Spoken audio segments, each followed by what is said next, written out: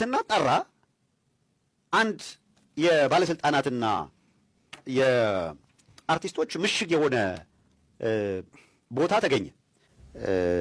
የሆነ ኮርነር ላይ ማለት በድብቅ የተነሳ ፎቶግራፍ ተለቆ ተመልክተናል። ቴዲ አፍሮ እንደዚህ አይነት ድርጊት ማድረግ አልነበረበትም የሚሉ እንግዲህ ኮመንቶችን ለማየት ለመታዘብ ችያለሁ። በአሁኑ ሰዓትም በቴዲ አፍሮ ድርጊት ብዙ ኢትዮጵያውያኖች እንደተናደዱ እሸቱ አፈቀላጤ ነው። በጣም ከሚገርመኝ እኛኛ ሲመጣ ጎንበስ እያለ እሻባስ በጣም ለስላሳ እንደበስ ነው ያለው። እኛን አላቆየንም፣ በደቂቃ ነው ያሳመነው። መነኮሳት አባቶቻችን እንዲህ አይነት ጉዳዮችን ወደ ሚዲያ ሲመጣ ምናልባት ከጀርባው ሆኖ እናንተም ሂዱ እንደዚህ ማድረጉ እያሉ የሚመክሩ አካላት ሊኖሩ ይችላሉ። የዚህ ሕፃን ልጅ ምርቃት በርካቶችን ጉዳት ብሏል። በመዲናችን አዲስ አበባ ከተማም የተከናወነው የአንድ ታዳጊ ሕፃን የኬጂ ምርቃት ስነስርዓት። ሰላም ውዴ ቻናል ቤተሰቦች እንደምን አላችሁልኝ? ዛሬ እንደተለመደው በወቅታዊና መነጋገሪያ በሆኑ ቪዲዮዎች ተመልሼላችሁ መጥቻለሁ። ከእናንተ የሚጠበቀው ለዚህ ቻናል አዲስ ከሆናችሁ ይህን ቻናል ሰብስክራይብ አሁኑን ሰብስክራይብ አድርጉና ቤተሰቡን ቪዲዮቻችንም እንደምትወዱ ስለማልጠራጠር ላይክ አድርጋችሁ ጀምሩት። ላይክ ማድረጋችሁ ለእናንተ ቀላል ነው፣ ለእኔ ግን ዩቲዩብ ለብዙ ሰው እንዲያደርስልኝ ስለሚያግዘኝ በጣም ይጠቅመኛል። ላይክ ማድረጋችሁ እንደቀላል ነገር አትዩት። ሀሳብ አስተያየቶቻችሁን ኮሜንት ላይ ጻፉልኝ። ወደ መጀመሪያው ቪዲዮ እንለፍ። እዚሁ አትመጣም? እኔ መልክ ወይ የኔ ቆንጆ ዛሬ እኮ በቃ ልሰጥ ወሰንኩኝ። ለእኔ ልሰጪኝ? በቃ ልሰጥ ወሰንኩኝ። እሺ የታውቀሽ በቃ ልሰጪኝ ነው? ይሄ በቃ ሩሙን ያዘና እናወራበታለን አልኩ። ኧረ እሺ በቃ ቆይ አንዴ ግን እሺ። ሄሎ ጃፈር የበላሽ እንዳትመጪ በቃ ተይው። ሲጀመር አንቺ ጣሙን ቀይሮ አልፈልግሽም። እንዳትመጪ በቃ እኔ እዚህ ወጣት አግኝሻል። አሮጊት ሁለተኛ አጠገብ እንዳትደሽ አፈር ይበል እና የኔ ቆንጆ የትኛው ሩሙን እንሂድ? ያመከል ምንድን ነው? ኧረ ዞር በልልኝ በእናትህ። እንዴ በስልክ ነው? ወይኔ ሸምሱ ተበላ። የቆጡን አውርድ ብላ የብብቷን ጣለች ነው። ለጣም ለሚቸኩለው ጓደኛችሁ ላኩለት። መንገድ ዳር መሆን እኮ በእናትህ አዋራ በበሶ መልክ አጠጡን እኮ። ምግብ አይፈልግም፣ እዚህ ላይ ውሃ መጠጣት ነው። እሺ አባ ሽንት ቤት ሳህን አለ? የሽንት ቤት ሳህን አይደለም የሚባለው፣ የሽንት ቤት አር ማሽሎኪያ ነው የሚባለው። እንደዚህ ዛጎናል ልታስተኛው ነው እንዴ? የምን ሳህን ነው? ልትበላበት ነው? ቀልቀለከ ነው እንዴ? ስንት ነው የፈልጌ ነበር ሽንት ቤት ሳህን። ፊት ግን የሌባ ፊት ነው። ሌባ ነው የምትመስለው። ሌባ ነህ እንዴ ወንድሜ? ቀልዱን ተውና አሁን አባቴ ሽጥልኝ። ምንድን ነው እሺ የምትፈልገው? ብዙ ቃል ነው የምፈልገው እኔ ሽንት ቤት ሳህን እና ሳህን አይደለም፣ የሽንት ቤት አር ማሽለኪያ ነው የሚባለው። አራሞን የሽንት ቤት አር ማሽለኪያ። እሺ አንድ ጻፍ። እሺ እና የኳላክ ያለው እኔ እንትኑን የለ የቱ ኳላክ ያለው ነው አየሁት። ዙሪያው አላየሁት። አልዞርም፣ አየሁት። እኔ ስዞር አንተ ልዞርብኝ ፋራ ትበላለህ። በዚህ ገቢና ልዞር።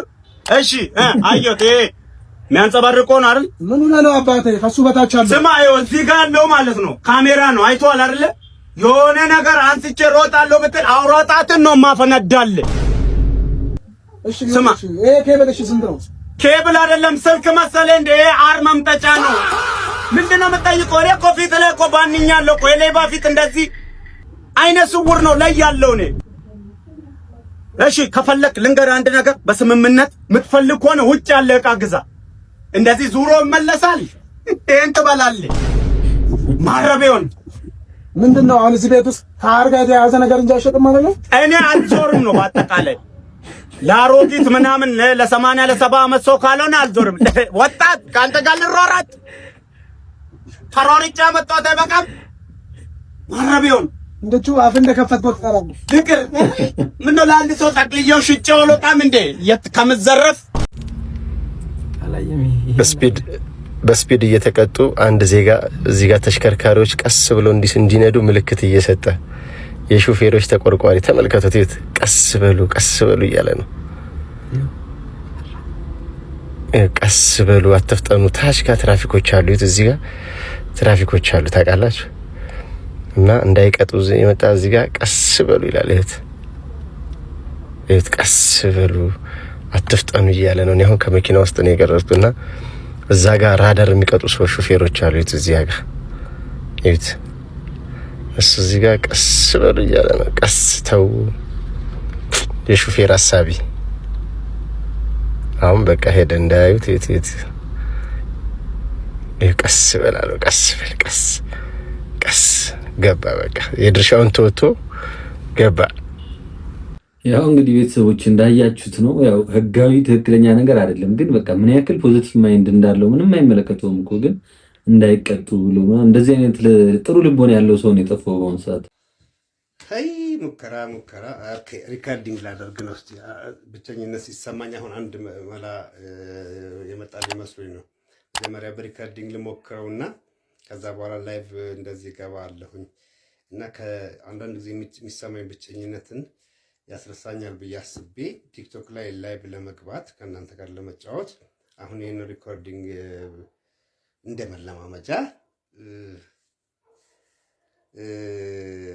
ይሄን ፖስት አደርገዋለሁ። ከዛ በኋላ ምናልባት ላይቭ ገብቼ ከእናንተ ጋር መጫወት ምናምን እድል ይሰጠኛል ብዬ አስባለሁ። ከብቸኝነት ይገላግላል፣ መደበሪያ ይሆነኛል በሚለው ሌላ ምንም የማገኘው ትርፉም እንደሆነ ራሱ አላውቀውም። ይሄ ላይቭ መግባት ነው የሚባለውን ነገር እንግዲህ ቤተሰቦች ወንድሙ ጅራን እንዳያችሁት ነው ማለት ነው። እንግዲህ ከድብርት ከብቸኝነት እንግዲህ የናይንቲስ በጣም ልጅነታችንን ያሳመሩ ትልልቅ ዘፋኞች እንግዲህ የማይሆን አንዳንድ ሁኔታ ውስጥ እየገቡ እናያለን። እንግዲህ ጌዲዮን ዳንኤል ምናምን እና ይሄ የተሻለ ሀሳብ ይመስለኛል። እንደውም ሰፖርት ልናደርገው ይገባል ምናምን ሜቢ ቲክቶክ ምናምን ለሱ ባይመጥነውም ከብቸኝነት ይሻላል። ያን እዚህ ከሰዎች ጋር ምናምን ኮሚኒኬት ያደርጋል። ቲክቶክ ደግሞ አሁን በጣም ብዙ የስራ ዕድል ይፈጥራል ምናምን ነገር ግን እንደዚህ ሆኖ በማየቴ ራሱ በጣም ነው ያዘንኩት። እንግዲህ ወንድሙ ጅራ በዘፈኖቹ ብቻ አይደለም የመድረክ ስራው ራሱ በጣም ድምፁ በጣም የሚለይ ሰው ነውና ጊዜው እንግዲህ ሆኖ አሁን ተስጦ ታለንት ያላቸው ብዙ ነገር የሰሩ ሰዎች አይደለም እየተጠቀሙበት ያለው። አሁን ጊዜው ትንሽ ተለውጧልና ያንን ስናይ ያሳዝናል። ብቻ ባበረታቱ ሶሻል ሚዲያ ላይ ምናምን ብናበረታታው ቢገባ አሪፍ ነው። ዝም ብለንም ቢሆን እናምራለን እና ያው ኮሎራዶ ዴንቨር ኮሎራዶ ብቻችን ሆነን የሚያነሳን የሌለ ሆኖ ነው እንጂ በእውነት እንዴት ቆንጆ ከተማ እንደሆነ ዴንቨር ኮሎራዶ ዳውንታውን እነዩ ከኢየሩሳሌም መጣ እንዴት እንደምናምር እስኪ በየሆነ ነገር ምንድነው የምትይ? እኔ ደግሞ በጣም ነው የማመሰግነው። በመጀመሪያ ስማና እግዚአብሔር ይባረክ። አሁን ደግሞ እኛ ደግሞ ኮሎራዶ ማንም የሚባለው ይሄ ኮሎራዶ ዳውንታውን መተን እየጎበኘን ነው። ኑ ጎብኙ። በቃ የሚያምር ሀገር ነው ይባልላቸዋል። በቃ ኑ ጎብኙ ወገኖችዬ። እናቶቻችን እንዴት አያሻቸው? ቤተሰቦች በጣም ታምራላችሁ። ውበት የውስጥና ኮንፊደንስ ነው አላችሁ። እንግዲህ እሺ ቤተሰቦች፣ ቀጣይ ደግሞ እንግዲህ ባለፈው በሰራውላችሁ ቪዲዮ ማለት ነው አዶናይ ለዳኒ ቲሞ ከ10 ሚሊዮን ብር በላይና መኪና እንዳሰባሰበለት ተናግሮ ነበር። ያንን ዮኒ ማኛ ነበር ያለው። አሁን ደግሞ ዮኒ ማኛ ራሱ ወጥቶ ያ ነገር ውሸት እንደሆነ ተናግሯል። እስቲ እሱ ቪዲዮ አይተነው እንምጣ። ሰላም ቤተሰብ እንዴት ናችሁ? አማን ነው። ክብሩ ይስፋ እናትና ልጁ።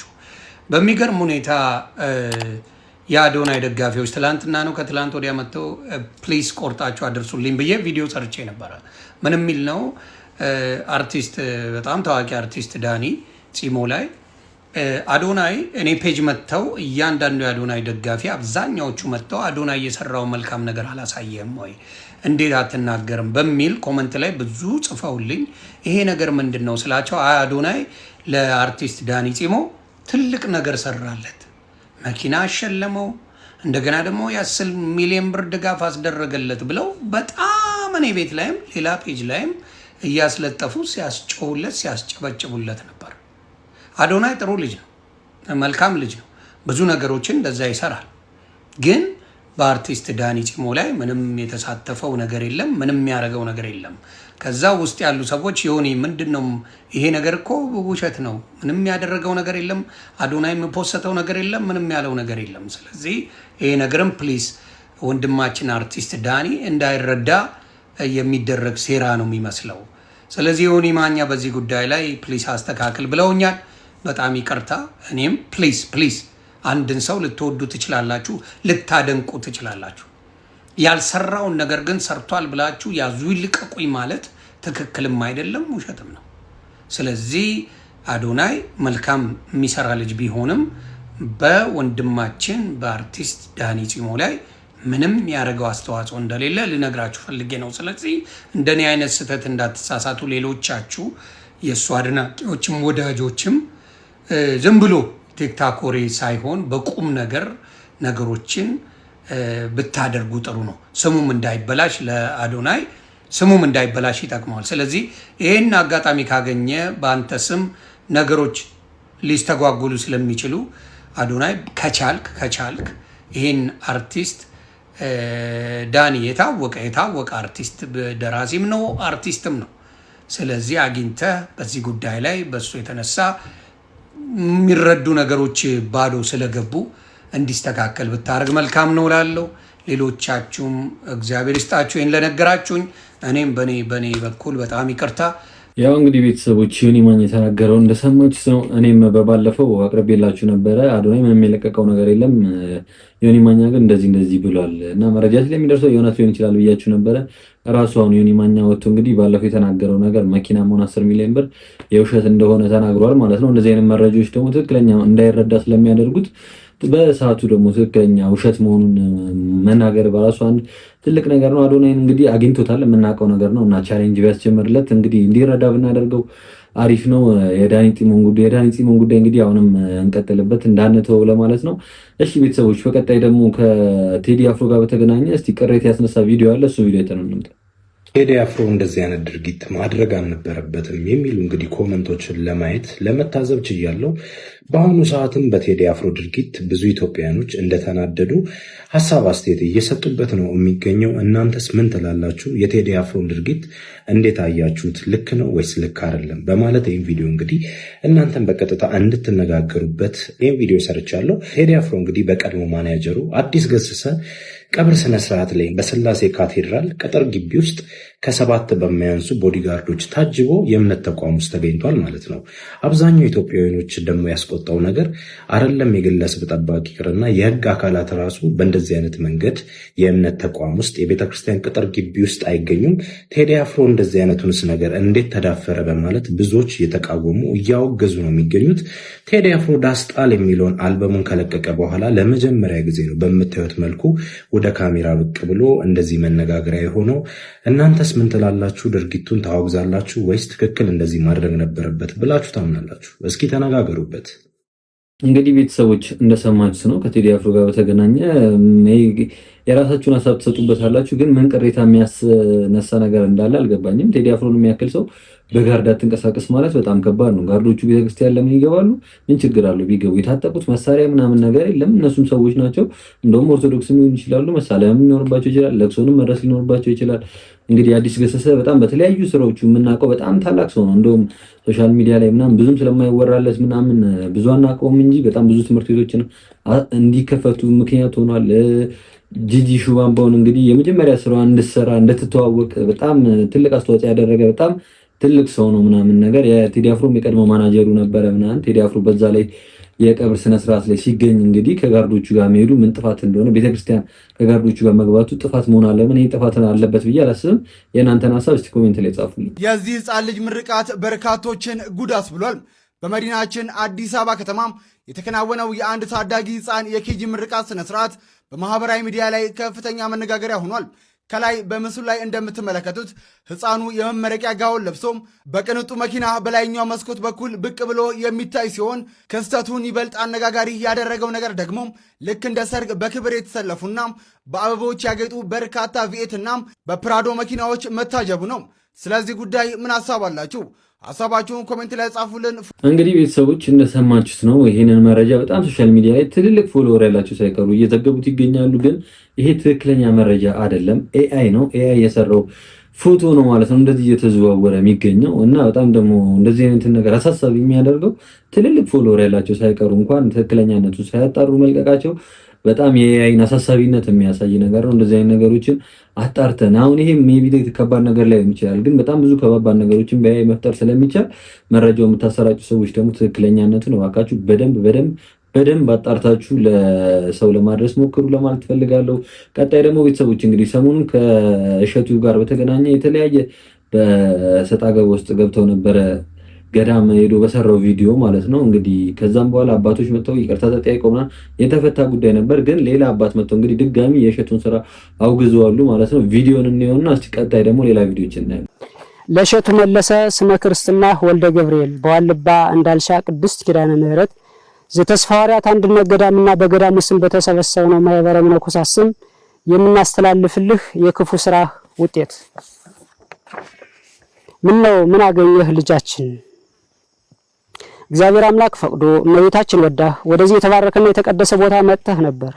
በረከት ልትቀበል ቦታው ልትጎበኝ ከአበው አባቶች ልትባረክ የናቡነ ሳሙኤል የናቡነ ተስፋ ሐዋርያት የናቡነ ሚናስ የናቡነ ምስራቃዊ በረከታቸው ሊያድርብህ አበው በሚስጥር ጠርተው ነበር። አንተ ግን ዋልባን አቃለልከው። የአንድ ባለሀብት መኖሪያ ቤት ያክልን እንኳን ክብር አልሰጠኸውም። እንግዲህ ቤተሰቦች እንደሰማችሁት ነው ማለት ነው። በጣም የሌለ አውግዘውታል ምናምን ግን በዚህ ዙሪያ በጣም የተለያየ አባቶች ላይ ትችት እየቀረበባቸው ይገኛል። እስቲ አንድ ቪዲዮ ተነም እሸቱ አፈቀላጤ ነው። በጣም ከሚገርመ እኛኛ ሲመጣ ጎንበስ እያለ እሺ አባስ በጣም ለስላሳ እንደበስ ነው ያለው። እኛን አላቆየንም፣ በደቂቃ ነው ያሳመነ።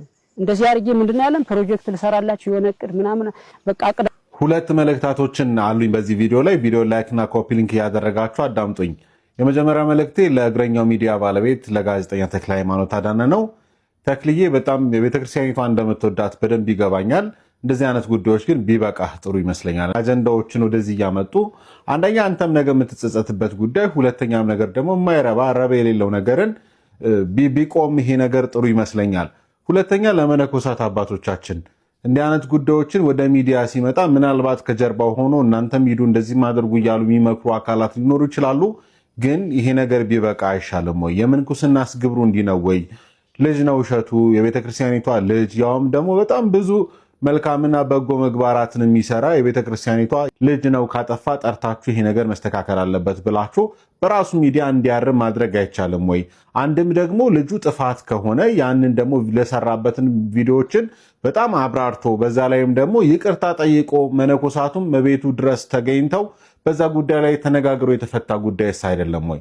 ስለዚህ እንደው ቢያንስ በዚህ ዘመን ላይ ለቤተ ክርስቲያን የሚተጉላት የሚለፉላትን ልጆቿን በተለይ ደግሞ በዚህ ዘመን ላይ ውድድሩ ሰፊ በሆነበት ሰዓት ላይ እንደው ገፍተን ልጆቻችንን ባንጥላቸው ጥሩ ነው እና እባካችሁ አባቶቻችን እናንተም ይብቃችሁ። ያው እንግዲህ ቤተሰቦች እንደሰማችሁት ነው። እኔ ማሳቡን በጣም ስለምጋራው ነው። እሸቱ ስህተት መስራቱን ሁላችንም የምናውቀው ነገር ነው። በሰዓቱ ማንኛውም ኦርቶዶክሳዊ የሆነ ሰው በሙሉ ተናዷል ማለት ነው። ግን ከይቅርታ በላይ ምንም የለም። ይቅርታን ደግሞ የምታስተምረን ቤተክርስቲያን ራሷ ይቅርታ ሳታደርግ ስናያት በጣም ያሳዝናል። እንግዲህ አባቶች ይቅርታ መጠየቁ ምናምን ሁሉ ነገር አይተዋሉ። ከዛ በኋላ እንደ አዲስ ይሹን ቀስቅሰው ምናምን ነገር ድጋሚ እንደዚህ አይነት ነገሮችን ማድረግ ከአንድ ከቤተክርስቲያን ከሚመራ አባቶች የማይጠበቅ ተግባር ነውና ምን ትላላችሁ ቤተሰቦች? በዚህ ላይ እስቲ ሀሳባችሁን ስጡበት። እጅግ በጣም ደስ የሚል ዜና ተሰማ። የቀድሞ የኦሮሚያ ክልል ፕሬዝዳንት የነበሩት ክቡር አባዱላ ገመዳ በነ ካሊድ ቤት ተገኙ። ይህ ዜና እጅግ በጣም ደስ የሚል ነው። እስቲ ደስታችሁን ኮመንት ላይ ለካሊድ ግለጹለት። በአሁን ሰዓት የኦሮሚያ ልማት ማህበር የቦርድ ሰብሳቢ የሆኑት አቶ አባዱላ ገመዳ በተማሪ ካሊድ ቃሲም ቤት በመገኘት የኦሮሚያ ልማት ማህበር አዳሪ ትምህርት ቤቶች ውስጥ እንዲማር ለተማሪ ካሊድ በነፃ ሙሉ ስኮላርሺፕ መሰጠቱን አብስረዋል። ያው እንግዲህ ቤተሰቦች እንደሰማችሁት ነው ማለት ነው። ወንድማችን እንግዲህ የነፃ ስኮላርሺፕ የትምህርት እድል አግኝቷል። በጣም ይሄ ደግሞ ደስ የሚል ነገር ነው። በጣም የሚጠቅመው ነገር ነው። አሁን ለትምህርት ለመክፈል ምናምን ከሶሻል ሚዲያ ጭጭታ ከወጣ በኋላ እንግዲህ ብዙም ነገር ካልተሰበሰበለት የትምህርት ክፍያ ምናምን ነገር ሊያሳስበው ስለሚችል እነዚህ አይነት ነገሮች በጣም ይጠቅሙታልና በጣም አሪፍና ደስ የሚል መረጃ ነው ማለት ነው። እሺ ቤተሰቦች፣ ቀጣይ ደግሞ እንግዲህ በጣም በሶሻል ሚዲያ ላይ መነጋገሪያ የሆነ ቪዲዮ ያለ እሱ ምንድን ነው የአርቲስቶችና የባለስልጣናቶች ቅሌት የሚል የሆነ ቪዲዮ አለ። እንግዲህ በድብቅ የተቀረጸ መረጃ የሚል ቪዲዮ አለ። እስቲ አይተነው እንምጣ። የሆነ ኮርነር ላይ ማለት በድብቅ የተነሳ ፎቶግራፍ ተለቆ ተመልክተናል። በአብዛኛው ጊዜ የማይለያዩትና ሁልጊዜ እዛ በድብቅ የሚመጡት ሀያትና ጌታቸው ረዳ ናቸው። ሁለተኛዋ አምባሳደር ምስጋኑ የሚባል ታውቃላችሁ? አምባሳደር ምስጋኑ በአዲስ አበባ በባላደር አስተዳደር ጊዜ በነበረችበት ብርሃነ ደሬሳ የከተማው ከንቲባ ሲሆኑ የምክትል ከንቲባ የነበረው አቶ ምስጋኑ ከዛ በኋላ ወደ ብርሃነ ደሬሳ ተሿሚ ሆኖ የመቀጠል ፍላጎት የላቸውም። ባላደራውን ካስረከቡ በኋላ እሱ ግን ወደ ፓርቲው መዋቅር መጣ። አምባሳደር አድርገው ላኩት። ቅርብ ጊዜ ኳታር አምባሳደርም ነበረ። ከዛ በኋላ ተመልሶ ተጠራ። አቲንክ አሁን ይሄ ጫካ ፕሮጀክት ምናምን ላይ የሚፈሰው ከባድ ገንዘብ እነሱ ላይ የሚንጠባጠብ ነው። አምባሳደር ምስጋኑ ወደዛ በተመላለሰ ጊዜ ሁሉ ሉላ ገዙን ይዞ ነው የሚመላለሰው ነው ማን ነው የሚዲያ ባለሙያ ናት ሉላ እና ሲጋር ምናምን የሚባል ነገር አለ እሱን ይመጋሉ የሚከታተላቸው ሰው እዛ አካባቢ ያለ አካል እንደደረሰው መረጃ የነሱ ፐርሰናል ነገር ምናምን ብዙ እኮ የሚመለከተን ጉዳይ ሆኖ አይደለም እንደ ፐርሰናል ግን እነዚህ የመንግስት ባለስልጣናት ናቸው ህዝብ የሚያስለቅሱ ናቸው አብረዋቸው ያሉ አካላት ምንድነው እያደረጉ ያሉት ከዛ 98 ቢሊዮን በመንግስት ባለስልጣናትና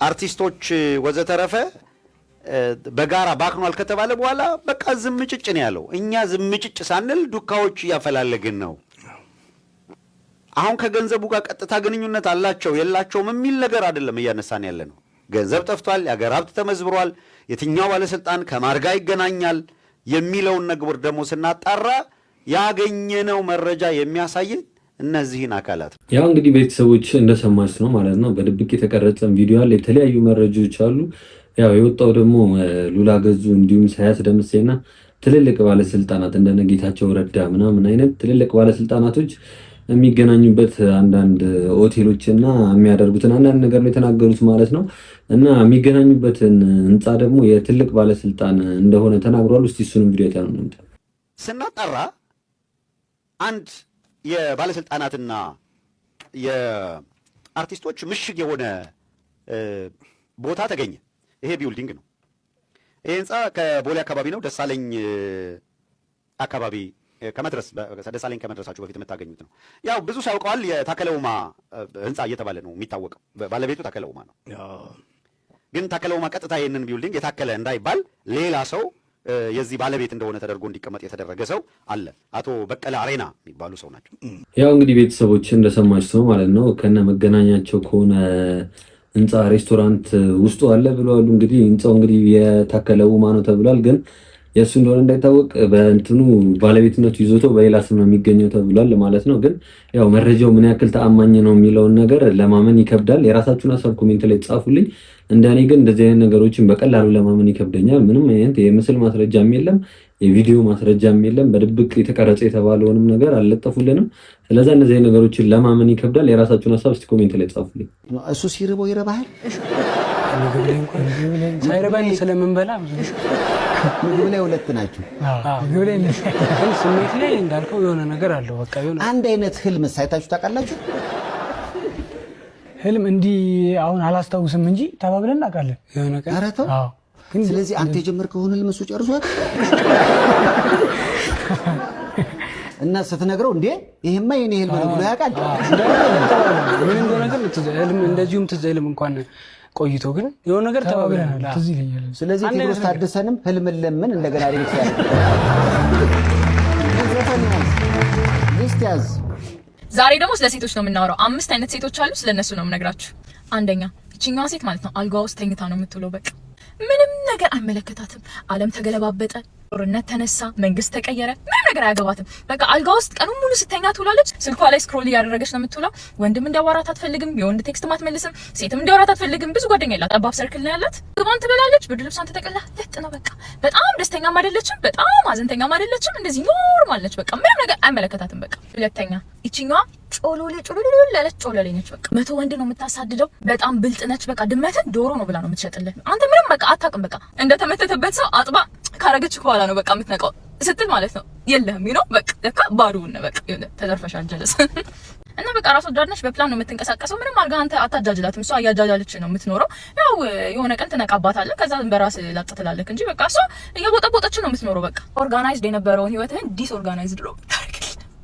በራሷ ህይወቷን የመቀየር ፕላን የላትም በቃ ደስ ብላ ለማጥመድ ተዘጋጅታ የምትቀመጠው እኛ ከደረሰች በቃ እግዚአብሔር ይሁን ወንድሜ በቃ አፕሳይድ ዳውን ነው በቃ ፍሊፕ የምታረገው ይሄ ትራውማ ትላለ አባንድመንት ኢሹ ትላለ የተለያየ በቃ ሳይኮሎጂካል ፊዚካል በቃ ሁሉም አይነት ዲስኦርደር ነው በቃ እንዲኖርብ የምታረገው ብለድ ፕሬሸር ማለት ነው እላይ ታደርሰውና በደም ግፊት ነው የምትሞተው በቃ እቺኛዋ በቃ ጸሎት መሆን ያለበት ከዚህኛዋ አይነት ሴት እንዲጠብቅ ነው ሶስተኛዋ ደግሞ አለች የኔ ጠንካራ በቃ ማንንም አትሰማም፣ በራሷ ወጣ ትገባለች፣ ህይወቷን ለመለወጥ ተፈተፍ ትላለች፣ ራሷን ለማስተማር የተሻለ ህይወት ለመመስረት በቃ ቀን ከሌሊት የምትሰራዋ እሷ ሴት ነች። እሷ ብዙ ነገር ላይ ማለት ነው በራሷ ዋጋ ከፍላ ህይወቷን የለወጠች ሴት ነችና ወንድ ምናምን ቢመጣም ቢሄድም ብዙም አፌክት አያረጋትም። እሷ ጋር መተህ እጨማለቃለሁ ምናምን ብትል ማለት ነው ማን ምንድነው የምትል እንደዚህ አድርጋ ማለት ነው አንገትህን ብላ ማለት ነው ትቆልፋለች።